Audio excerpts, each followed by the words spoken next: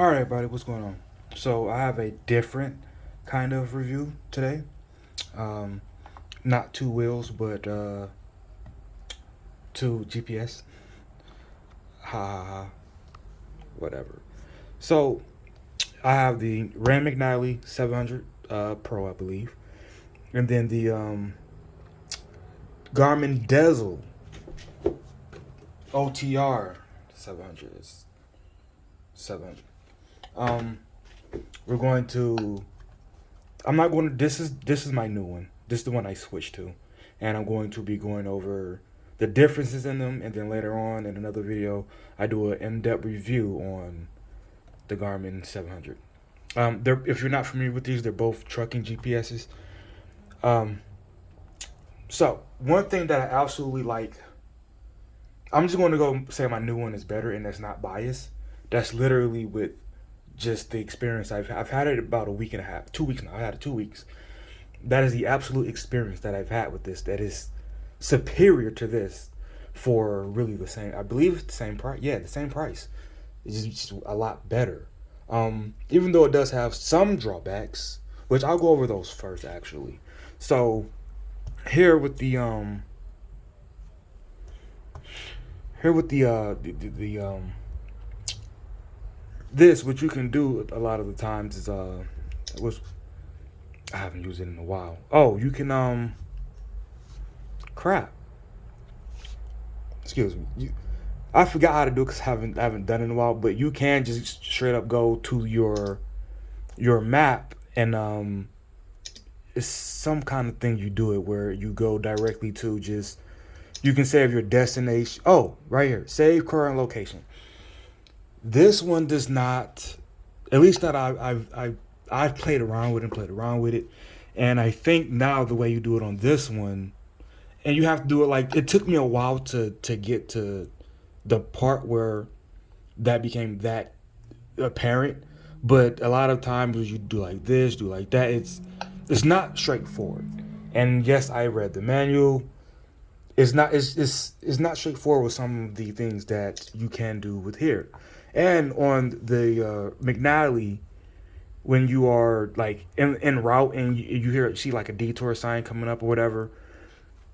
With this one, you can just flat out say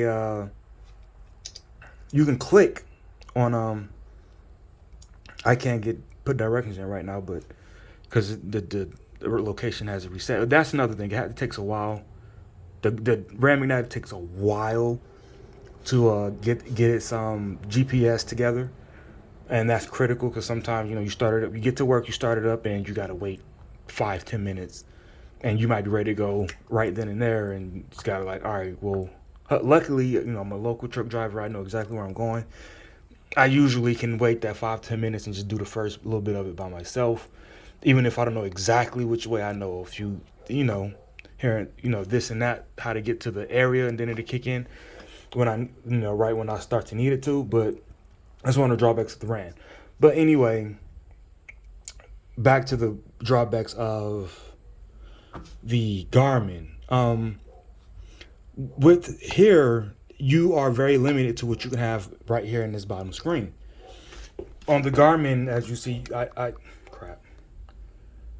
You have to pretty much choose which one of these you want. You cannot have both, right? Or two or three. Well, with the Ram McNally, you can only have with the Ram McNally you can have more than one.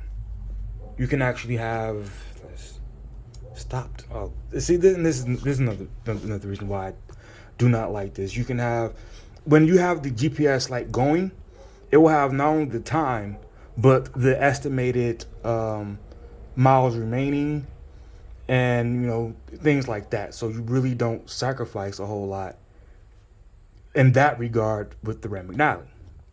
Now, but obviously the screen on the Garmin is 1,000 times better than that. That is I can't tell how many times when I once I booted this up and saw it, I immediately knew that just on sight the visibility is 10 times better than the Ram McNally. That's without question. Um, as far as like the heat goes, they both get really hot, but they both handle it pretty well. They both. I've never had overheating issues, and they both were hot as hell. Mounting. I don't have the Garmin mount with me because I didn't want to take it off my window. But what it does is, hold on. It clicks here. There's like you put the bottom on first, and then it clicks in place. There's a little slot right there, for the thing, and then this is lighter weight. Now, why that's critical is because this heavier, and this mount here is magnetic. Now, why that gives the edge to Garmin is because when you're driving, and here missing all the potholes and stuff, I've had plenty of times, that happen when you hit it just falls down, and now you got to reach down while you're driving and blah blah blah, and you have that issue. So that's that. Like, Garmin wins outright in that regard. Also, Rand McNally tries to get a hand up with you while using an enhanced antenna. That's the message you kept seeing with his thing. The problem is, because of the magnet part, like I said, there's times where I couldn't get a good connection, and it kept losing GPS and signal. I'm just like, oh my god, it was frustrating. Then I took it down once I successfully made it to my stop, and then it was like a staple right there, because it's a magnet. It's like it's an extra. Every time you add more and more and more and more, that's another thing that can go wrong, and it often. And there were times like it wouldn't, even if there was nothing there, it might be like off just a tad bit, so it's not connecting properly, and it lose GPS that way. It's just so much more that can go wrong, and it did go wrong. Let's see here. I didn't finish, but like I was turn by turn, when you have that up with the Rand McNally, you can just hit a certain point and say, like, if it says get off of exit 7, you can just hit exit 7 and hit detour, and then it'll detour you around that.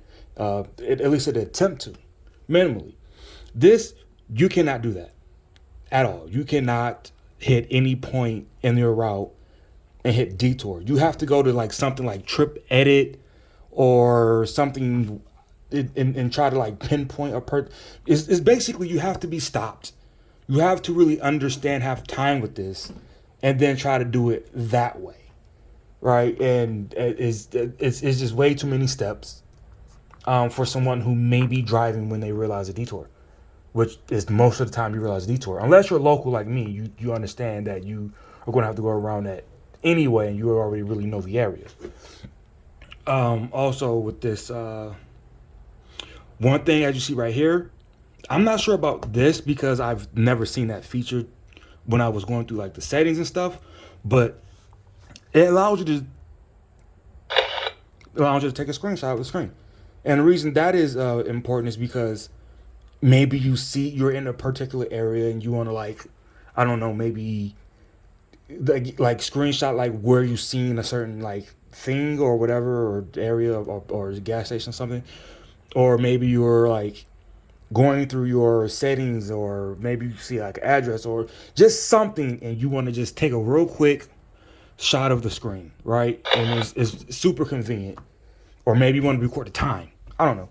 But anyway, it's very, like I said, very, very, very, very, very convenient. Now, what I will say about this, about the whole detour thing, is it connects. Now, it has an app on your phone that allows you to connect through it, and it communicates through Bluetooth. And that defaultly, because the app is on your phone using your data, you don't actually have to set up a hotspot for your ad navigation like you have to do the Rand McNally. And the reason that is crucial is because, for one, my experience with setting up navigation through my hotspots through my phone, it just didn't go over very well. Also, just being able to Bluetooth, it just does it automatically. Once you set up the pairing, it just defaultly does it. So now it does a better job. It's not 100%, but it does a lot better job of navigating around certain detours and construction and stuff like that, because this is solely going off of the saved data that it has from the last time I did a map update. Um, Also, typing in an address. Let's see here. Let's bring this back up. Let it that do that bullshit that it does. Take off for fucking ever. Typing in an address. It just then this is a complaint that I got spontaneously right now. I reset this, so I don't know why it has my history in there. So if I sell this and all my stuff is in there now, I don't think the person's defaultly a crazy person, but I reset that and it still has it. Anyway, when you type into in the Garmin, it brings up the numbers first, and it's just a much more pleasant typey type thing. And then once you do that and you got and then you get done, and you type in a word or whatever, it brings up. It might not even bring anything up, but it's a such simpler, just quicker, it's better. It's just outright better. And I'm assuming it's because it's simpler. Whereas this, you type in the address, you got to do the number thing first, and I don't want to put anything in there because it might pop up my actual shit. But you type in the number first, you space, and it doesn't do like this where you can type in like just part of it and it'll start bringing things up around you as you type. Again, probably because it's not connected to its own app like this does. And I don't even, actually, to be fair, I don't even know if this even has an app, the Mcnally. Because Garmin, while you're setting it up, says, hey, we have an app that works with this. Mcnally don't do that. Now, again, I think they both are direct competitors of each other. I'm not sure if they came out like with the Garmin like way later. I doubt it. I really doubt that. But it is just, that part of it is a lot better. But one thing that I will say that Mcnally does help you out is this guided search here. You can just hit new location and then you can do step by step. But again, that longer process it feels like it's the simpler process of the Garmin. So I'm not even sure if I want to give it that kudos for having the guided search when it doesn't find something, because I've had to do the guided search quite a few times when I typed in an address and it did not work. And I really think the Garmin has this simplified over here in this regular process. Let me pause it real quick to see if there's anything I might be missing. Oh yeah, finding things like truck locations or like truck stops, gas stations and stuff. It's a lot simpler. I mean, when I say a lot simpler, like you see it has its own dedicated thing. Like it's just like a 1,000 times like way easier. Whereas the Mcnally, I still don't really know exactly. I had it for almost 3 years. I still do not know exactly how, if I wanted to go to the quickest truck stop, how I would get there. I think I played around it the earliest time when I got it, and it was just so crappy and it's and stagnant. I just said fuck it and quit. But I think I'm going to stop there because I don't want to just keep guessing of what it is that I could do. But anyway, so to end it, I'll say out of 5 stars, I'll give the Mcnally 2. 1 because it's a trucking GPS and it has trucking maps. The other star because it worked for like 3 years. That's it. The Garmin, I'll give 4 out of 5 stars. And the only reason I take 1 star away is because the complaint I had earlier about the detour thing not being as easy on the Garmin as it is on the RAN. But other than that, that's it. I give it 4 stars. Again, it seems pretty. Again, it's only been 2 weeks, but it does seem like it's the ease of use is a million times better. So if I had to recommend one, they're both $300. I would say get the Garmin all day. 10 times better. All right. Thanks for watching. I'm out.